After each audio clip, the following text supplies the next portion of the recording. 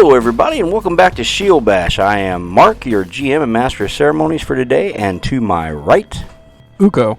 He is the peddler of fucked. Always wanted to have a dog. Bridger. Curtis, playing Donk. Pete, playing Nat. And I'm Britt. I'm playing Balmy Taker. I ain't no bearded gnome. Because he don't roam alone. He is with fucked. Yep, ladies and gentlemen, if you hadn't heard already, you hadn't listened to the last episode, our intrepid band of adventurers have decided on a name for their adventuring group. Currently, they are called themselves Fucked. Fellows. Under Constant development. Now, officially, did we put a "the" in front of it? I don't know. No, I don't think so. I don't think that's how you did. I think it's just like I'm seeing giant letters with periods after each one. You know, FUCD. Yep, that's the way I pictured it. Yep. Because if it was it would have to be like the Fellowship. Right. Can't be changing that word. It's the only one I know. It makes perfect sense. The would really throw off the length of it. Make it way too long to say, comparatively. Now we know that at least one person in town refers to you guys as the fuckards. Right. He was trying to say fucktards, but it didn't come out right. It's a language barrier. You know. That was the drunk blacksmith, right? Right. Yeah, well, the hungover blacksmith, he's probably not drunk yet at noon, but, you know. I think I know why he can't win the mayoral. It's all about the issues, man. I mean, if he's that He ain't got a good platform. I hope the bar charges him an extra 5%. Yeah, that's not going away anytime soon. Wow, he's really salty there.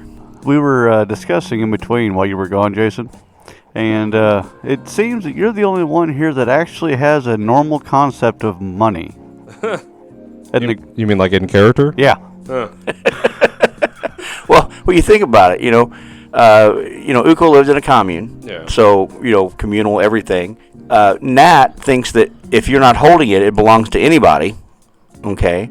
He's a thief. I mean, Bobby's just a straight-up traditional thief, and Donk can't count. Yeah, but Bridger's biggest problem is inflation. Like, that wand used to cost 25 gold pieces. Now it's 60? What the hell? Well, you have to know you're out here on the tip of the spear, so to speak, and this is a kind of a boom town for adventurers. So that's probably got a lot to do with it. Plus, we changed systems, so there's that. Oh, yeah. Other than that, how's everybody doing? I has caffeine now. Yay! It's always Caffeine's good. amazing how more awake we are the second session. Usually. Usually. Eh. And then it kind of peaks about between second and third, and it starts to drop off, and then the fourth is like, are we still here?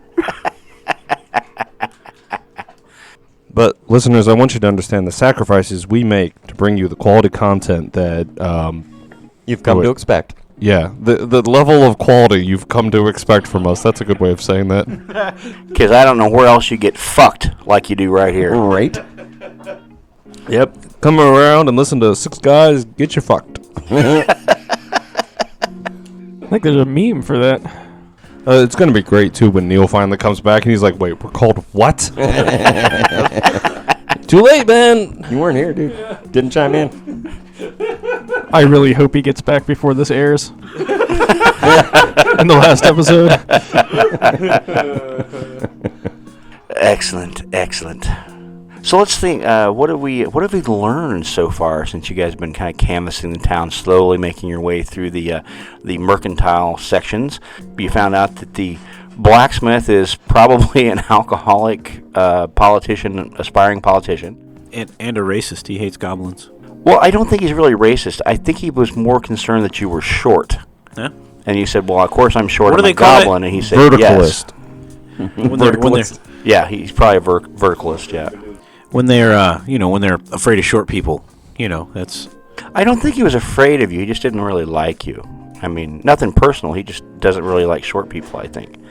But we'll have to find out as we go along. Well, I mean, he had such a great encounter with Nat at the start of his hangover. Right. Yes, that probably didn't help.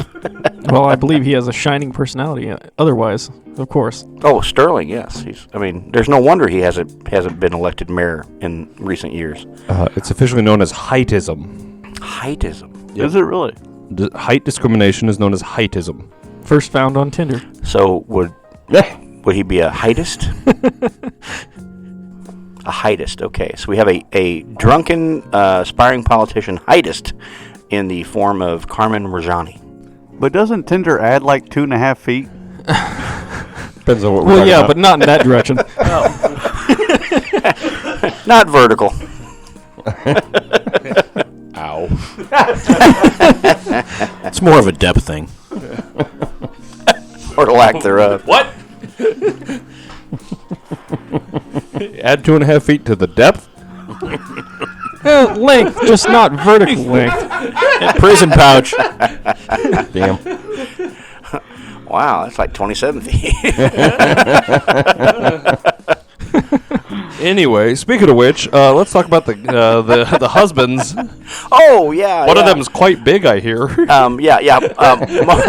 Well, that's what his Tinder is. Morblint is the main proprietor and the wizard of Odd Stories here in Otari, and his husband is Carlethy, which he pronounced it Carlethy.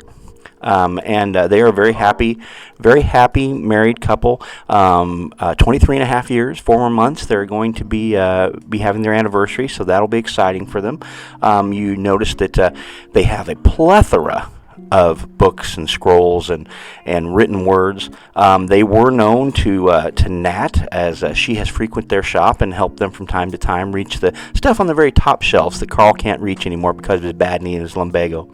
And we also were going to check in last time with little Nat. She was heading back to buy some writing utensils and or some parchment. And we had just left Bommy and Bridger as they left Odd Stories, and they were heading on south of town. So, Nat, what would you like to do? All right, so as I'm coming around the corner, I see them come out and go the other direction. Yeah, they're heading south. I wave at them, They don't seem to notice you as their backs are turned. and then I make a beeline to the bookstore. Okay. As I go to open the door, I'm like, I wonder if they told him about his bagel that he's got that prevents him from going up in the ladder. So you come up to the door, and the door is latched securely because Bridger is he's very careful to make sure he shuts doors well. And so you're having a little difficulty with it, but Flea kind of knows what to do. She starts scratching on the door, and inside you hear, just a moment, I'm coming. Boom, you hear a crash as like a book got knocked over off a thing. And, oh dear, Carl, can you get that, dear? And he comes over and the door jerks open, and there you see Morblint. And he looks out first, and then he looks down. We were just talking about you, dear. Please do come in. Flea, how are you? The good puppy. And you're kind of jostled up and down, Nat, as he's petting Flea, and the back leg starts to go, and you're kind of bouncing. And he goes, okay, come in. Of course. And she happily rides Flea into the shop. I assume they shut the door behind him. Yes. So she looks around, sees that there's no companions from FUCD in there with her. Oh, okay. So, did they tell you what's been going on the last couple of days? Yes, the Uruxi and the dwarf, they said you were fucked too. Yeah, they have determined that will be our name, and it has a ring to it. It just kind of flows off the tongue. It's evocative. Well, it certainly is a name you won't forget, that's for sure. I'm not sure how it's going to play with the higher aspects of society, but you probably won't have to worry about that for some time, I wouldn't think. Probably not, but I mean, think about it. When they have no one else to call, they're fucked. True, that is a good point. I like that. Oh, in fact, that'd make a nice slogan for you all. When you have no one else to turn to, you're fucked. Or, when you're fucked, call us. I like that. when you're fucked, call. No, it's get fucked, right? Oh, when you don't know what to do, get fucked. I like it. Even better. Come on down here and get fucked. We also have a goblin that rides around with us. What does he ride on? His legs. Oh, I thought you meant he had a dog or a pony or something like you have little fleas. You're a good boy. You're a good boy. Yep. Well, Nat, I told your friends, in fact, that if they said that you were going to go and explore the Gauntlet and the Keep. Is that correct? That is the current plan. Oh, wonderful. Well, I want you to know, too, in case they forget, if you happen to find any old tomes, books, manuscripts, scrolls, whatever, I would be glad to pay 5 gold pieces per bulk that you bring back to me. And, of course, if there's any magic text that you don't want for your personal use, I would be glad to buy those at standard market rates. That seems reasonable. Obviously, I'd have to read them first, but I'd be more than happy to bring any books we find. Well, now, what if I told you about strange and old books? You have to be careful, because sometimes just reading them can do damage to yourself. Right. You have to, what was it?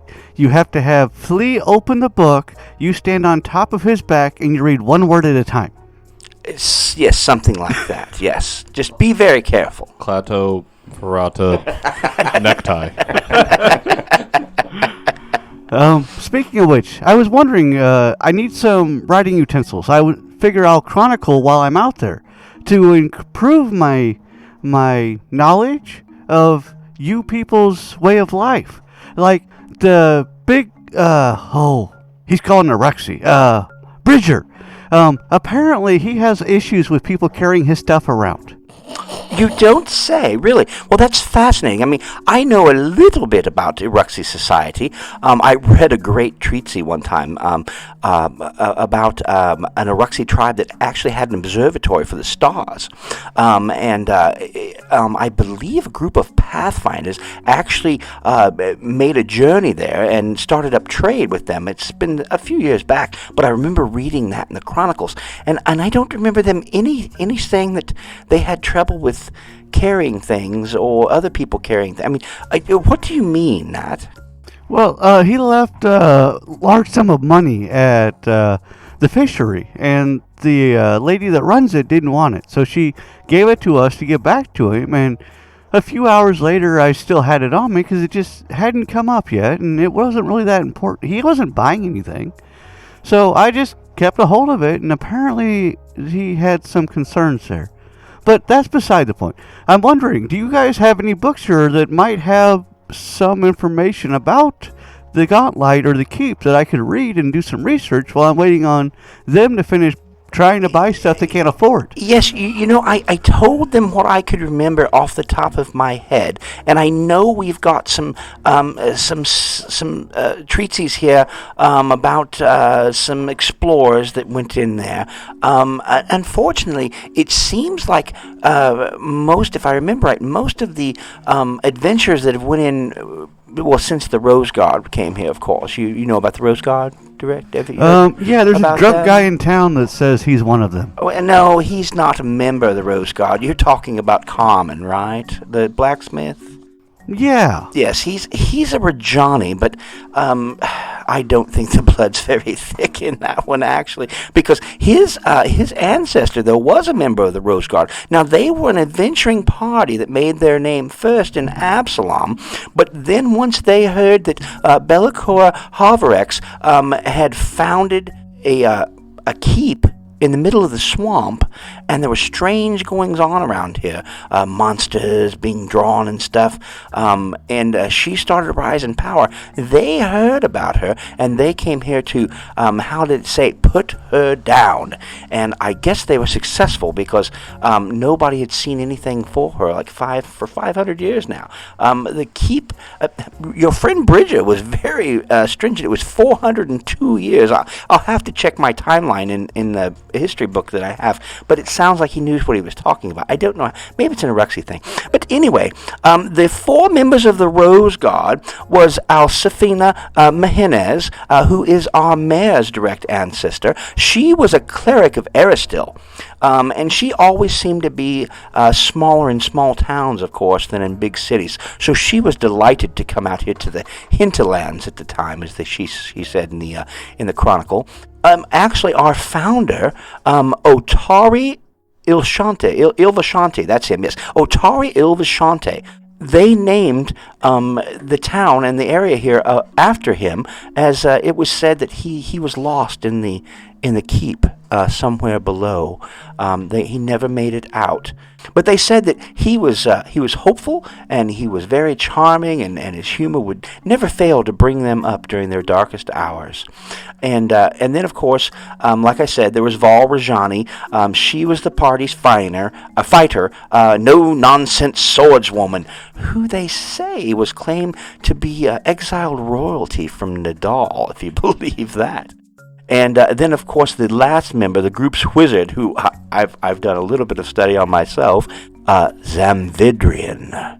Zamvidrian was the group's wizard and well-educated diviner who pursued outlandish conspiracy theories and occult lore. I've known several people like him over the years. Because you know what they say about conspiracy theories? They're just theories that haven't been proved yet. Well, that's a lot of repercussions for someone being artistically inclined, but I would very much like to do some reading while I'm here, and I'd like to pick up some quill and parchment.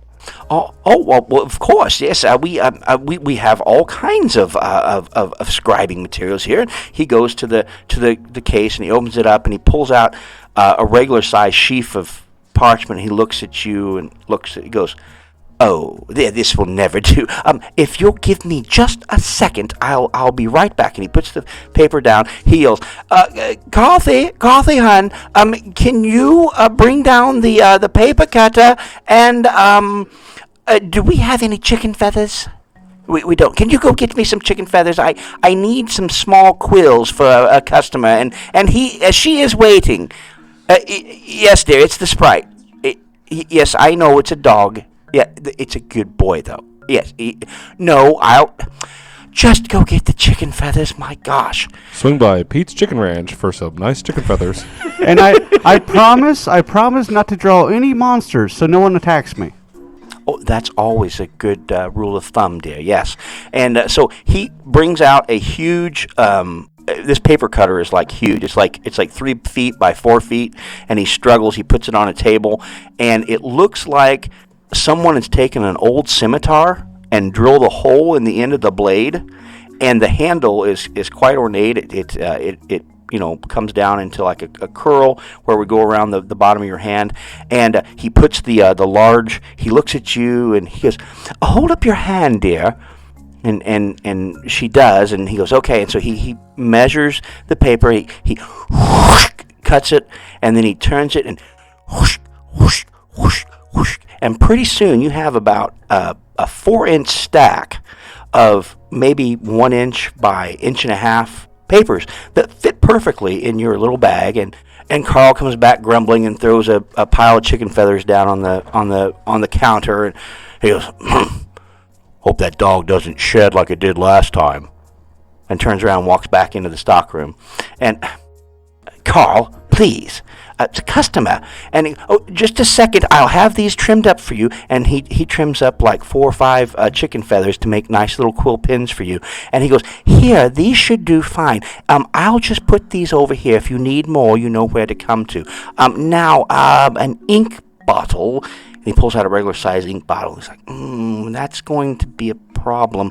I could probably fit inside that. Yes, that's what he's looking at." And he goes, "Oh, wait, I have a solution." And he runs back. You hear scrambling through like a drawer and stuff. And he comes out with a clay bead. And he goes, "I do these for my beadwork, and I haven't finished drilling these out yet. So they're about the bright size for you, I believe. And he takes a dropper and he drops a few drops of ink in there, and then takes a little wax seal and puts on top. And he goes, here you go, dear. He goes, there's 2. If you have more, I have more beads, but this should do you for a while, I think. Let's see. Let's see, the custom ink, custom pot, custom quills, custom parchments. How about 2 gold? How does that sound? That sounds good. So she'll pull out 20 silver and hand it to him. Oh, excellent. Yes. I think that's 2 gold. Yes, close enough, yes. Well, is there anything else I can help you with? Not currently. I just want to go and do some perusing through the books. All right, but do me a favor, and could you not have Flea get really close to Carl? He doesn't really care for dogs much. I will do my best. Oh, all right, thank you. Just run along. I think the Rose God books and the Gauntlight histories are on the 4th shelf, maybe 5th. To the right of the door, halfway between the obituary listings and the Absalom sewer plans, I think, yes. Thank you. All right. So with that, Morbilant begins cutting more small papers because he's thinking there's going to be a run on him now that he's made custom paper for Nat, and he seems to be busy in the shop. As we go back to Uko and Donk, where did you guys decide to go after you left Blades for Glades? Donk would like to go just check out the armory. All right. So you guys are going to go to the Otari Armory, and as you're headed south there to where the armory is at, you go by a large market square. Actually, you see just ahead of you, you see Bridger and Bommy, and they look like they're getting ready to go into the Crooksnook. And they don't see you. They turn around, and you see them enter the building, which is actually a bridge over the river that has been built in. So it's kind of a neat place. But you guys turn into the street, and you see the market. Did you want to stop at the market? You see several wagons and stalls and people shopping. Uko doesn't really have any need to. Could walk through it. The only things that would catch my eye is something to do with, protecting myself when I'm in the heat of combat, and maybe even a nicer dog slicer than what I have. Nicer as in how it looks, or magical?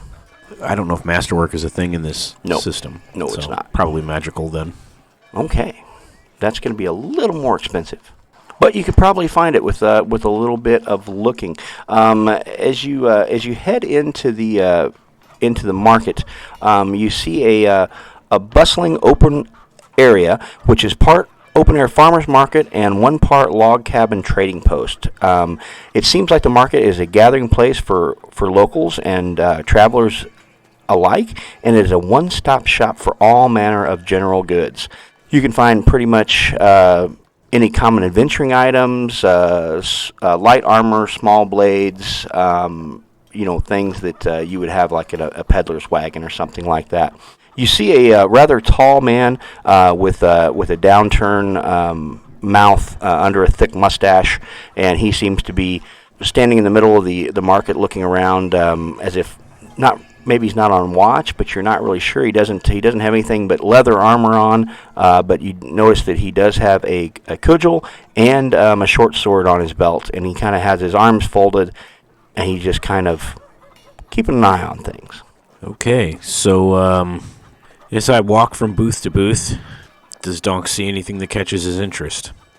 Well, I'm not really sure what you want other than a magical dog slicer. If you want one of those, it's the cost of whatever it is in the players or the rule book. Ah, okay.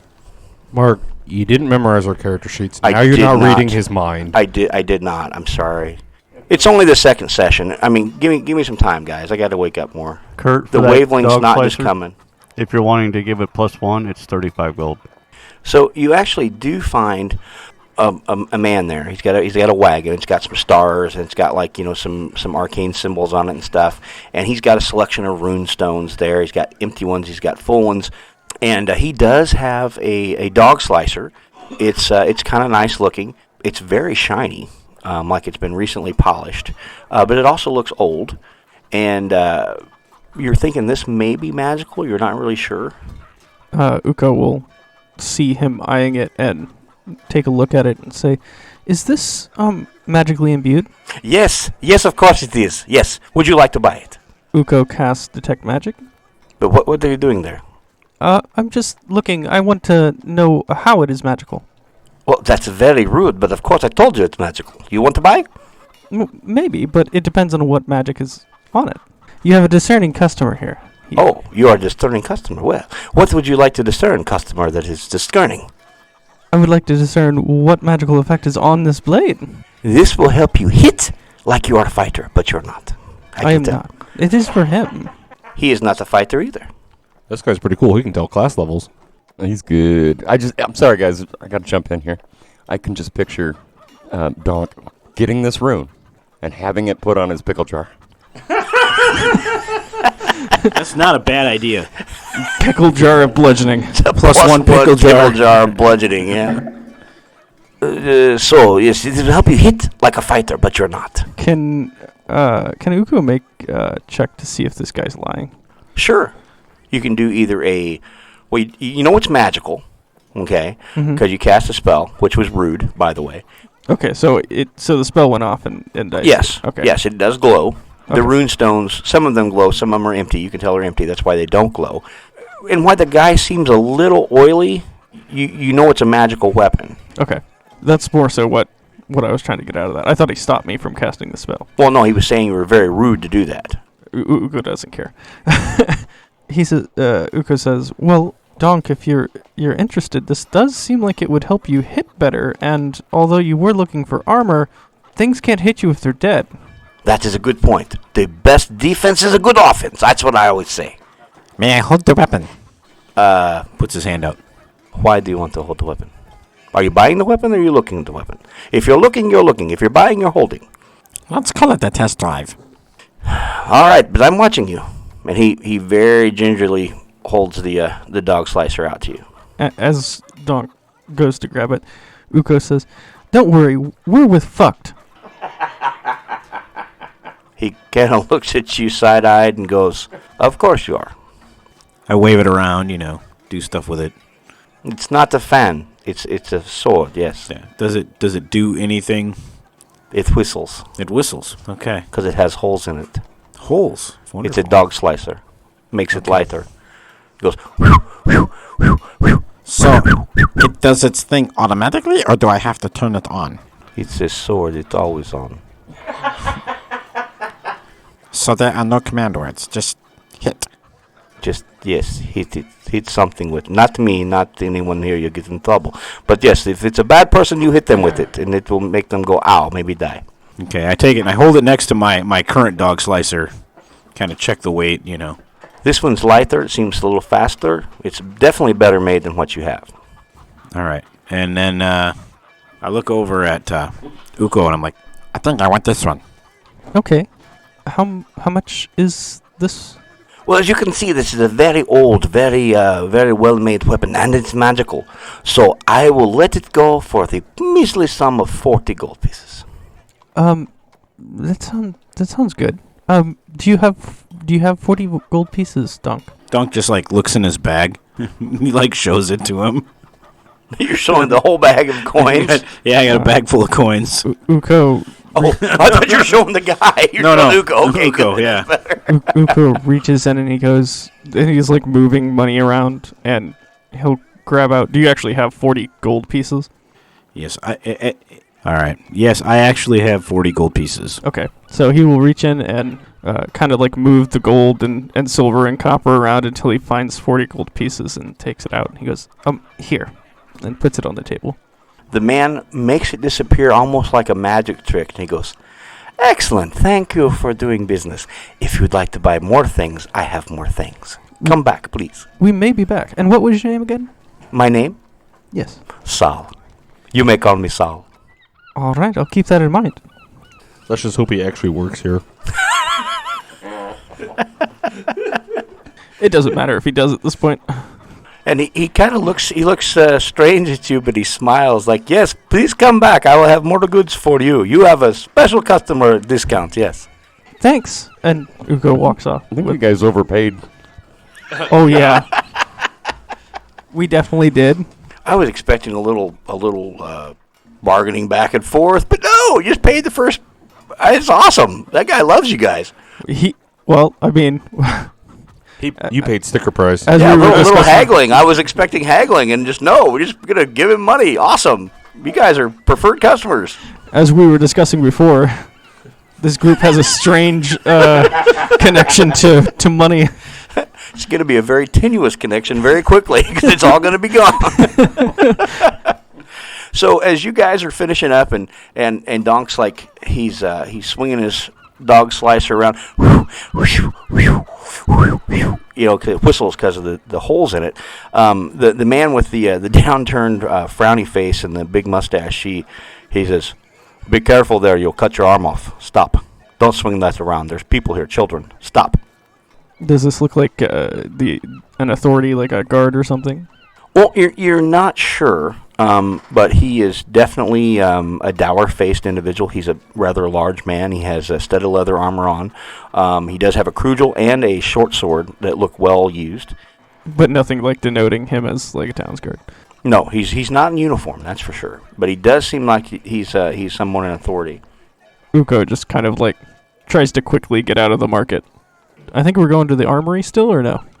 No, we can just go back to the Crooked Nook or Crook's Nook or whatever.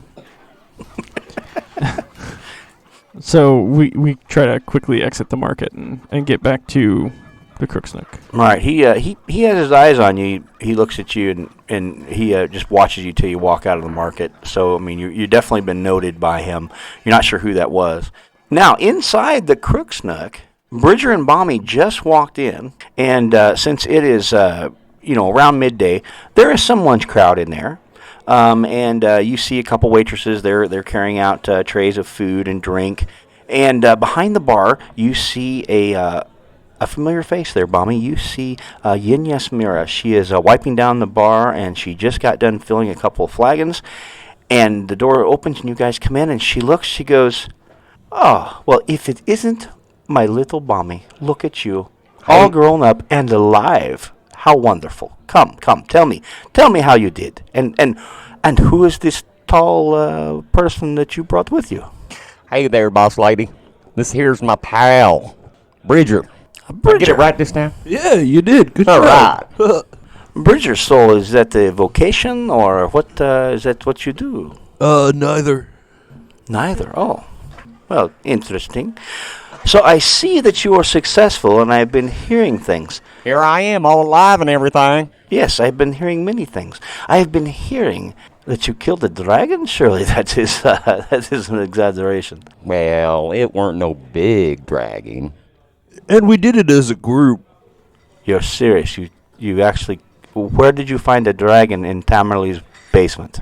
Way out, pretty close to the ocean. Yeah. See, it's not Yeah. in...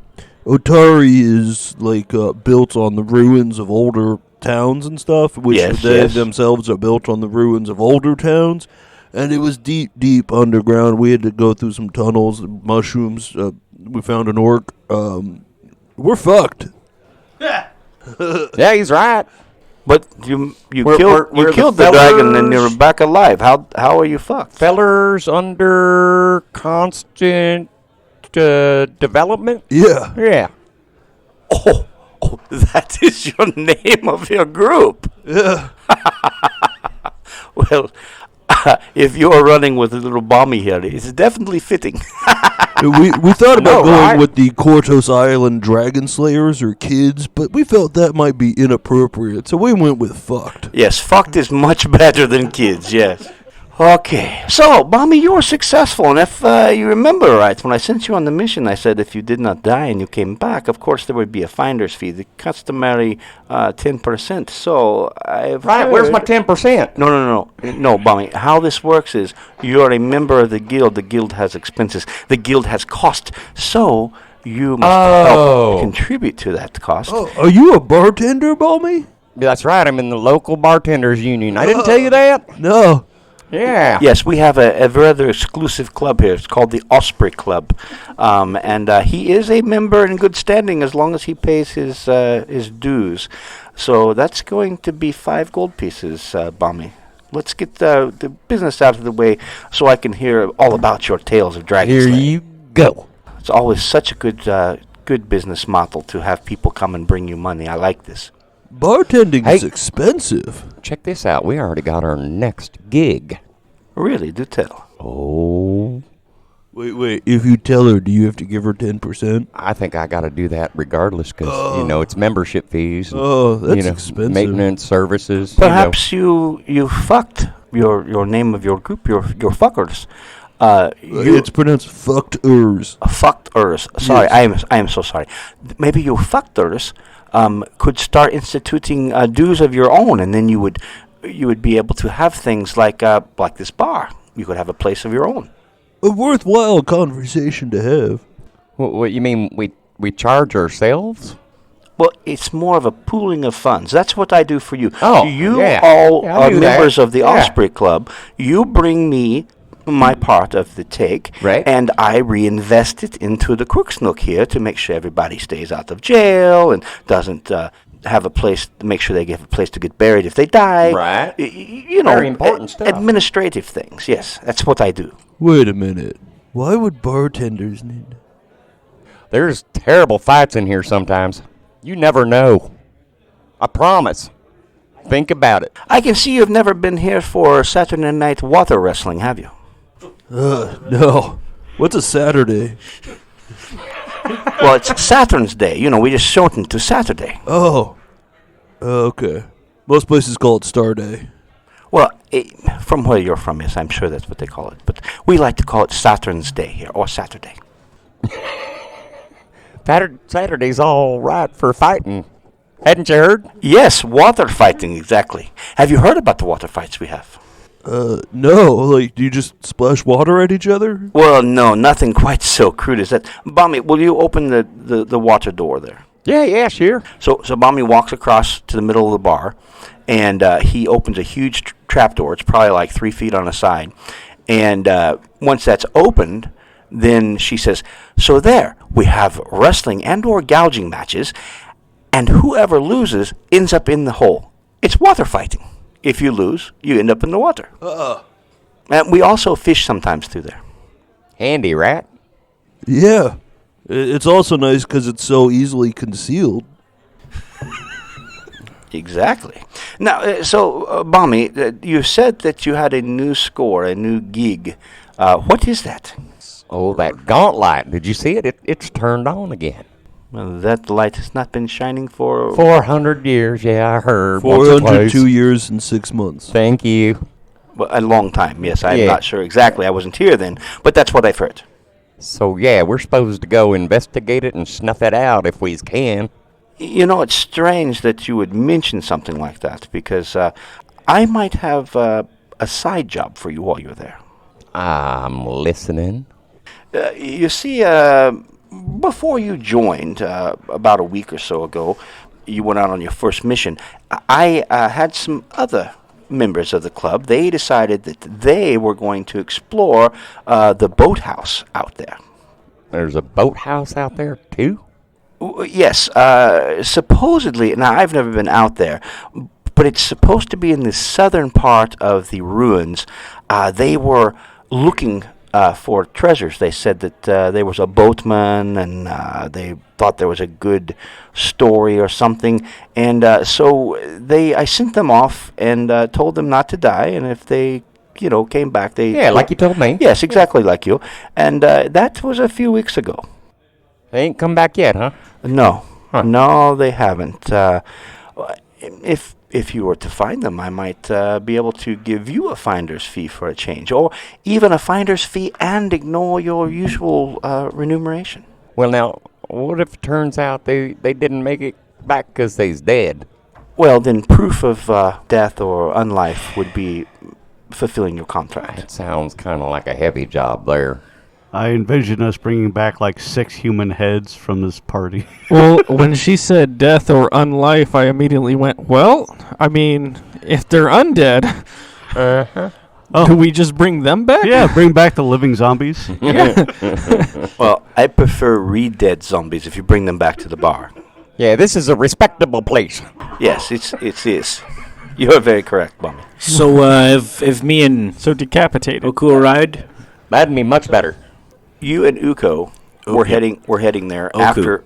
Oh, Oko? no, Uko. Uko? Uko. Luco? Don't make me get over there, Kurt. I will hit you. Ding, dang, walla, walla, bing, bang. Okay. I'm sorry, Mark. We followed that rabbit trail very quickly. So anyway, Uko and Donk, you left the market just in time to see Bridger and Bommy go into the Crooksnook. And as you guys are talking to Yamira about your next gig, the door opens again, and in walk Donk and Uko. Donk walks straight up to Bridger. He's like, look what I got. And he takes out his new dog slicer. And Whoa, easy there, Mr. Goblin. We don't whip those things around in here. You have to wait for Saturday night for water fights if you're going to do something like that. No, I want to show it to him. It's very nice. He said it's magic. And Bridger just kind of looks at Uko real quick. Oh, that's cool. Yeah. Uko is shaking his head. Yeah. That's very nice. I got this. And he pulls out a wand. It's also magic. I don't know what it does yet, but So, where did you find a sword like that here in Otari? That's a strange make goblin item. Who had something like that? I'm usually pretty up on what's for sale here in town. it was a guy that was on the square. His name is Sal. Sal? Yes, Did he have shifty eyes and slicked back hair? Yes. for a human. I told him not to.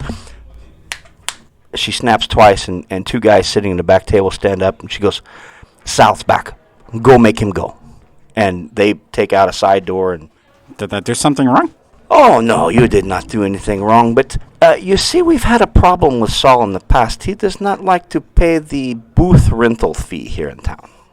That dirty bastard. And I told him last time if he was going to do business in our town that he had to make sure that he paid his booth rental and his past booth rental. Oh, well, he should have gold now. That's what I was thinking. one good burn deserves another. Bridger's going to pull Uko to the side and be like, I don't think that this is a normal bar. Why would you say that? It looks normal. But she said that it's their bartender club, but she keeps talking about missions and scores, and I think they're going to stab that dude. Well, maybe it's like the Bard's College. They like work together and like share, and like when they do a job, and they fund their college. Yeah, but what kind of bartender goes and has to, like, you weren't here. It seems shifty. Was Well, I this mean- Saul a good dude? I mean, he seemed okay. He had good items, but like bards are supposed to play music, but sometimes they go adventuring too. They're not bards. That is true. They are bartenders. I don't think they really are, though. Well- Can you imagine Balmy singing? If I leave here tomorrow. Actually, I was thinking more like Red Solo Cup. Well, Gray pewter cup. No, I drink you up. Bommy's got to start off with like the Carrie Underwood or something like that. Just call me Cleopatra. Is that hole in the floor still open? Yes. I start trying to fish in there. Do you have a fishing pole? No, I'm using my knife. All right. He's trying to figure out what magical aspects it Doc. has. So you have your dog slicer. Yeah, I'm trying to stab a fish. All right. Well, the problem is that this is a bridge over the river, Oh. and the river is about 12 to 15 feet Oh, below that's not going to work the then. floor. Yeah. that's not And gonna and once you walk over, you realize how deep that is, And just as you turn around to ask, Yasmira comes out with a tackle box and a pole. Oh, awesome. Must have got that knife from Tinder. And she says, she goes, are you wanting to rent some fishing equipment? The rent? Well, yes, we have rentals here because several people like to fish and sometimes they don't bring their own equipment. What is rental? That rental is, I let you use my fishing pole and lures and some worms, and you give me money. What kind of money? Silver money, preferably. Coppers if you have a lot of them, but usually silver. I look at my jar, which I think is pretty full at this point. Right? Maybe later. Okay, and she puts them back behind the counter. I always have fishing equipment for rentals. Uko says to Bridger, if they're not bartenders, then what are they? I hesitate to mention it while in the lion's den, as it were. Proverbially, not really. I don't actually think they're lions. We don't have lions As here. Uko whips his head Oh, around. she heard me! So, I understand, Bommy, you know what's going on here. You may want to talk to your fucked friends here and tell them you think they're trustworthy and they could be in the game. You know, maybe they could help out around here. I would be willing to, maybe back your endeavors or something. Like I said, if you could find your brothers in arms, even though you haven't met them, they still bear the mark of the Bartenders Guild. I know that. I know what to look for. Yeah. And they were out looking for wine and spirits in the boathouse. Right. You know what, boss lady? There's one thing I can't understand at all about this new next gig here. Yes. Why you put a lighthouse and a boathouse way out in the middle of a swamp? Now, I understand that was over 400 years ago. Maybe the topography has changed in that amount of time. I don't know either. I always thought that was strange, but, of course, I've been to Opara, so... Well, it's not a lighthouse in the traditional sense. It was a swamp 400 years ago, but they built it there because that's where there's a ley line convergence, and the light is simply a focus. And the boathouse is, it's a swamp. You gotta take a boat out there. What kind of line?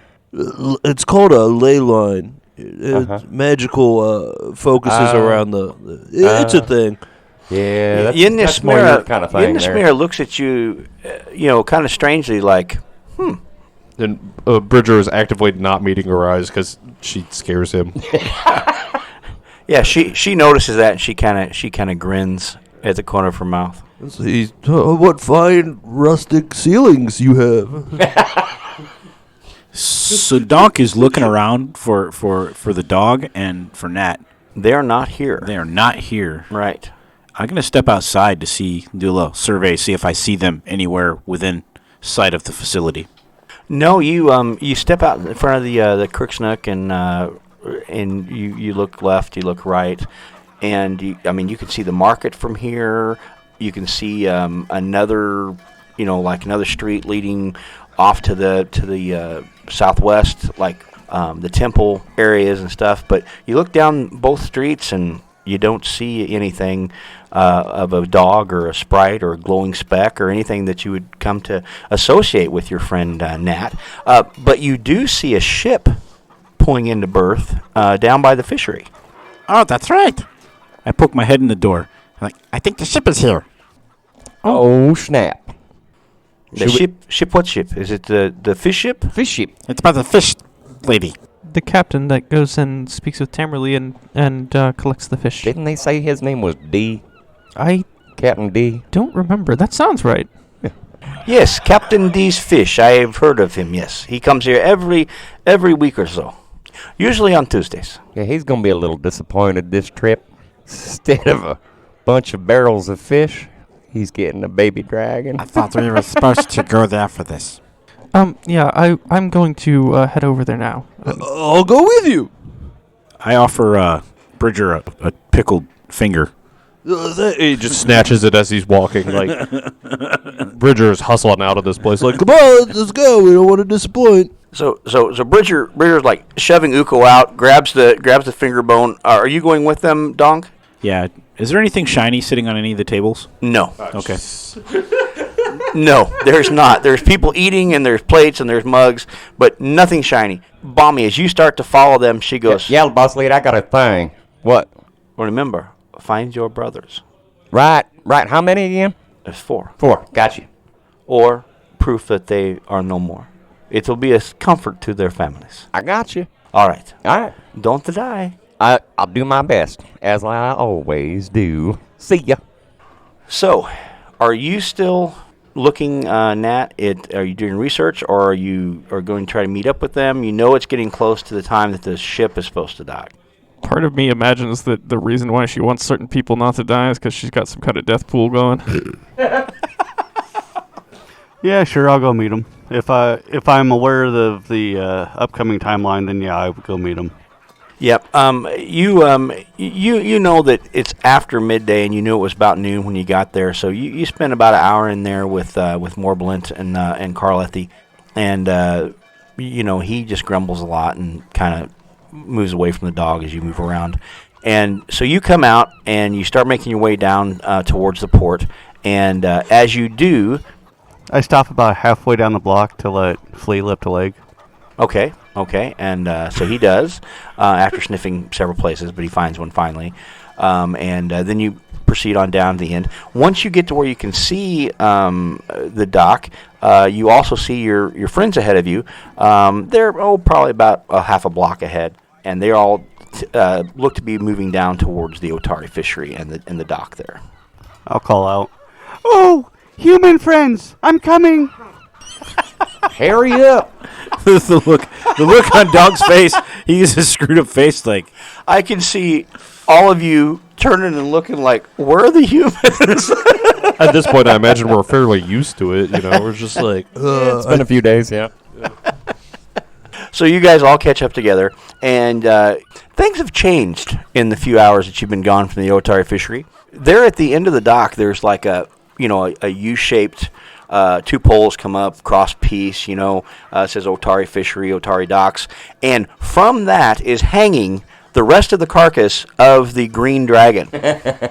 And you see it looks like a guy with a hat kind of like Donk's, but it's not purple. It's a nice red hat, and it's got a yellow plume, and he's in really nice clothes. He's got a bag. He's got all kinds of bottles on him, and he seems to be have an easel set up, and he is drawing a picture of a person standing next to the dragon, and like they're holding the dragon, and they're like pointing at it, and he's like really fast drawing them, and he's like, he gives them the thing, they give him some money, and the next person in line steps up, and Tamerly's standing there, and she goes, oh dear, I hope I make enough money to placate the captain. He was expecting fish, and I don't know where they were supposed to come back and help me explain. Oh dear. Hello. Hey, you shouldn't be drawing monsters like that. It attracts people to kill you. And the man in the nice clothes with the easel, he stops and goes right back to drawing. And Tim goes, oh, you did come back. Hello. Captain D's ship just came in, he's usually very nice, but not when I don't have a lot of fish. He doesn't like that. So I'm glad you showed back up. Thank you so much for coming down. I'm confused of your relationship with this individual. Doesn't he buy the fish from you? Yes, but he's from Absalom. He used to be a pirate. And so his business practices aren't exactly conventional. Well, that being said, I think the dragon is probably worth quite a bit of money. Well, you would probably know more than I would. I don't really deal in dragons, never have, don't know much about them. But this is our first too, lady. Well, exactly. So, I mean, how do you know that, Uko, that it's worth more than a cargo of fish? It'd probably be worth more if it was still alive. I'm just thinking, if dead fish are worth money, then dead dragons are worth money, and dragons are rarer. Yeah, but there's only one of them. But it's bigger. You can't fit that in one barrel. Here's the real key. And Balmy, I think this may fall to you, my dude. It's not really whether or not the dragon is worth more. It's more important to convince the captain that the dragon is worth more. You see what I mean? And if he disagrees, you tell him, fucked. Right? Oh, by the way, we changed our name. Oh, you did. You're not kids anymore. I've been telling everybody the kids killed the dragon in my basement. No, the fuck killed the kids. I mean, wait. That's not quite right, no. We decided that kids sounded odd Juvenile. and we Childish? don't Yes. want to kill another dragon because it was very hard and dangerous. So we went with fucked. Fellow's under constant development. Oh, well, that makes a lot more sense when you say it out loud like that all at once and not just... Yeah, but it's hard to say that to everybody every time, so we shortened it. The fucked. You're a yes. fan, I can tell. Yes. See, we're going to get better. We're going to get better. And are you going to change your name again when you get better? I don't know yet. We might. I mean, we're under constant Is development. there anything better than fucked? Probably. Well, yes, maybe. Oh, look, here's Captain D now, and you see you see a man come stomping down the gangplank, and you hear him say, "Tamerly, where's my fish?" Nat will point at the dragon and go, "It's right there." Hey, Nat, why don't you come check this out with me? I got a cool thing I want to show you. No, Remember I told you, I promised you to look at this book of star charts? I'll be back, but your fish are over there. And she turns and heads over to Bridger. And Bridger gets Nat the fuck out of the way. Okay, you see a human male. He stomps down the gangplank, jumps to the boards of the dock, and he has a captain's coat on. It's red with gold trim around the sleeves. He's got an eye patch, dark hair, long black beard, ringlet curled. He has a cutlass on one side, and it looks like a pistol of some sort on the other. And he's got high boots, and he stomps down the dock and stops in front of you, and he goes, "Tamerly, who are these people? What's going on here? I need my fish. I've got to sail with the tide." Why are you raising your hand there? My name is Uko, and How nice. Tamerly has told us a lot about you, and she sent us to go find out where her fish went because they were stolen from Tamerly, her basement. you don't have any fish? It's Tuesday. Why don't you have fish? You're always supposed to have fish on Tuesday. Well, as I was saying, you Uko see, interrupts and Captain, steps in between. Yes, Uko. Yes, tell him what happened, Uko. As I was saying before you turned away, Tamerly sent us into her basement because the fish were stolen from her basement. And we found them very deep in the ground, and there was a lot of kobolds that had stolen them. But they kind of got fed to this big dragon, and he points at the dragon hanging. And the Captain D takes off his tricorn hat and rubs his head and squints with his one good eye and goes, "Yeah, that'd be a dragon beastie, all right." So we killed it, and we're hoping that maybe this can be in lieu of the fish this time around, unfortunately, because most of them are eaten, I think, by the dragon. So let me get this right. She keeps the fish in her basement. You lot were hired to go find out what happened to the fish in her basement. And you found a hole in the basement, and kobolds had stolen the fish in her basement and fed them to that dead dragon. Exactly, yeah. Mm-hmm. Well, it wasn't dead when they fed it to her. Yeah, the dragon was alive and eating the fish. We tried to, Like he said, we killed it. it was a lot of work to get it back up here. Well, I deal in fish, I don't deal in dragons. But you know what? I always say it's better to have a full hold than an empty one. That's a good way to look at it. But I have buyers for fish. I don't have buyers for dragons. So it's going to take me some time to find someone that wants to buy these parts in Absalom. I mean, it's not like there's a dragon selling shop right there on the dock. I'd recommend that you go to any alchemist shop in Absalom and just sell it out part right. Oh, so now I've got to be a dragon butcher and not a fish seller. I see how this they works. got their folks for that now. Well, we might be able to work something out, but I don't know. It's a lot of middleman stuff going on there. A lot of time I have to take up. You know, usually I just bring the fish. She brings the fish out. My hands, they load the fish go in the hold, and we take off. I understand that, but you could be leaving with nothing, as you said. There is some fish left, isn't there? Wasn't there one barrel? Not really.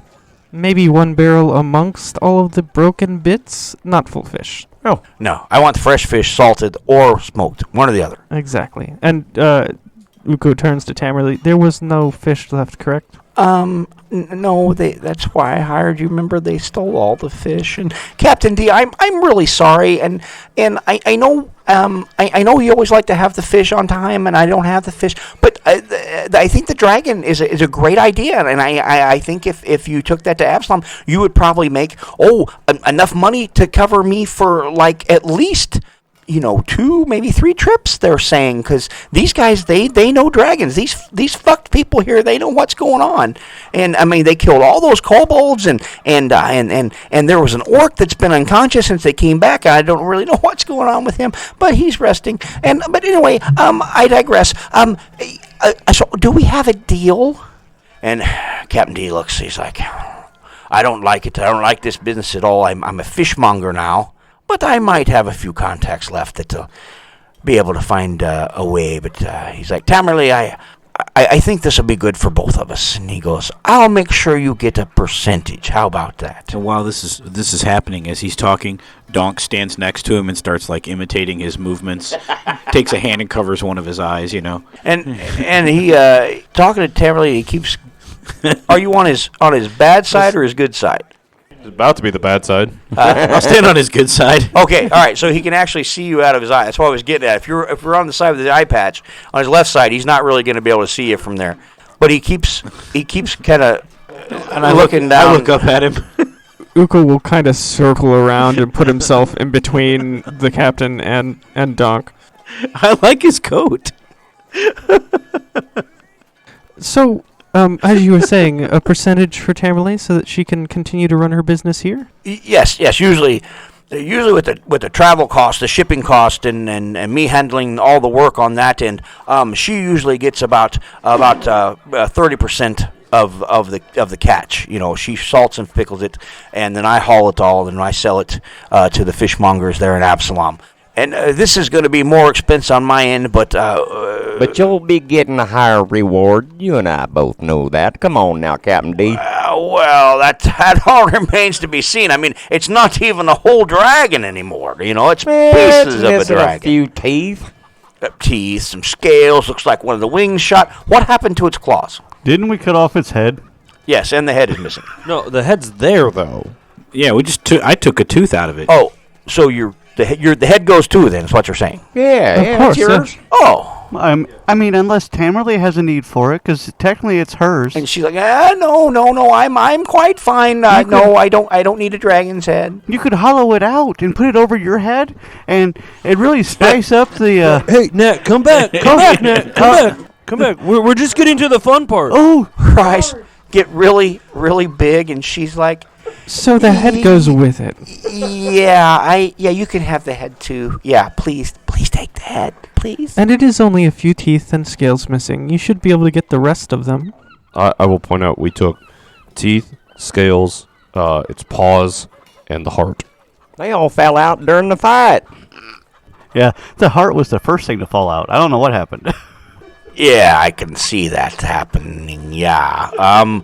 Well, I'm not sure what kind of deal we'll get, but Tamerley, I'll make sure you get your share. Don't worry, love. You know you can count on old Captain D. And the rest of you get fucked. Well, actually, we already are. We want everybody else to get fucked. That way we got plenty of work.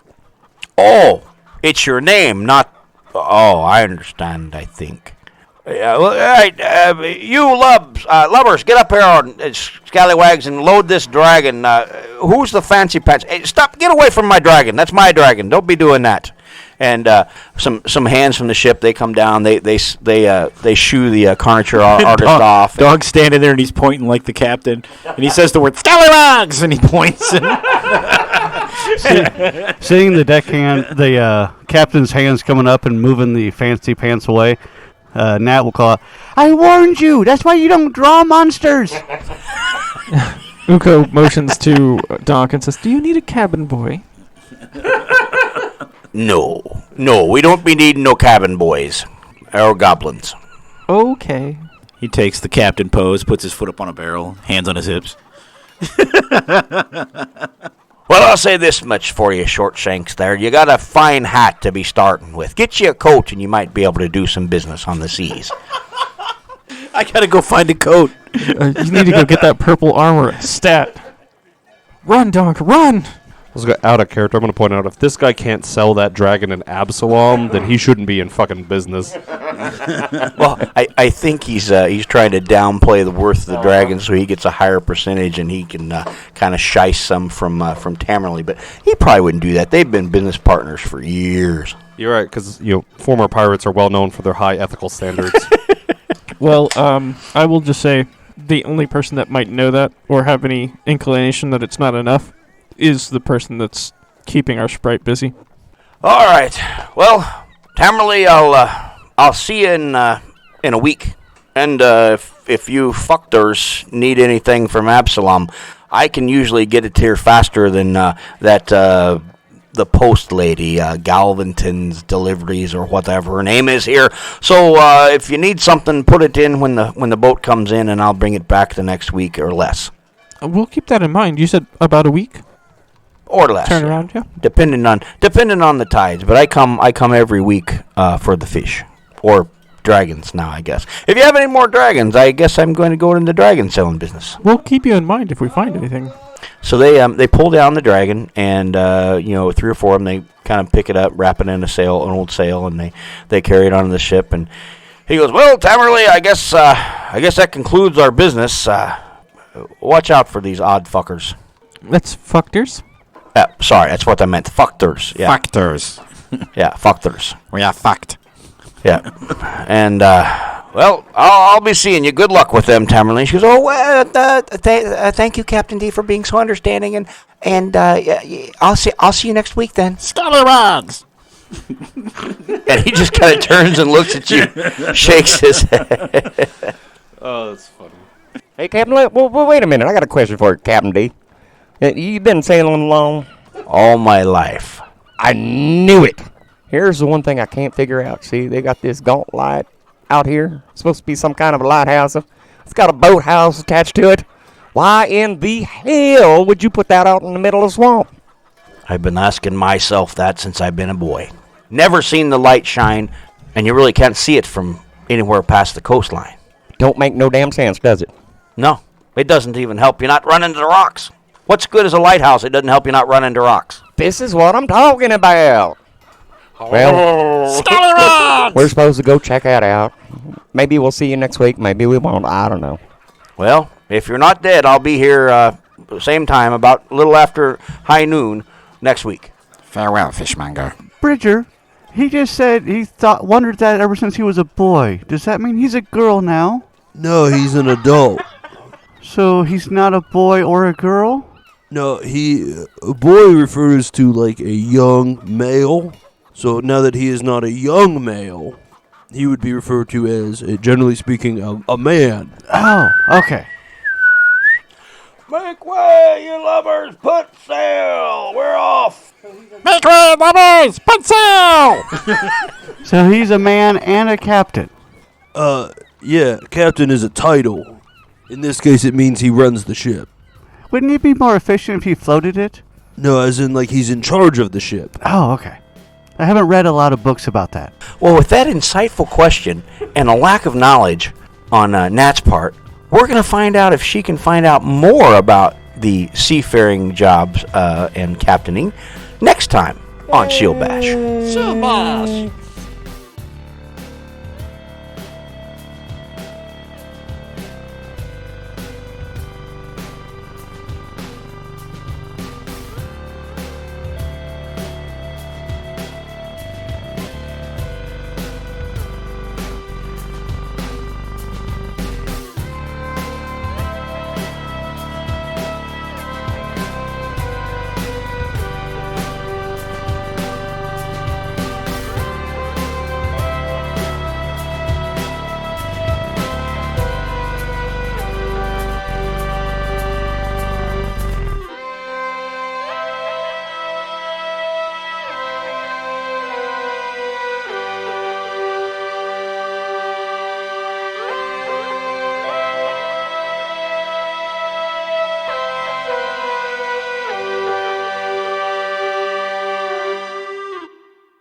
Shield Bash is made in association with Knights of the Octagon and the Farmageddon Gaming Convention.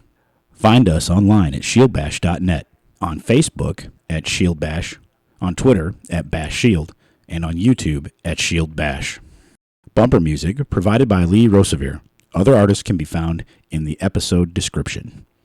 Troubles in Otari, Abomination Vaults, Serpent Skull, and Pathfinder are the property of Paizo Publishing Inc.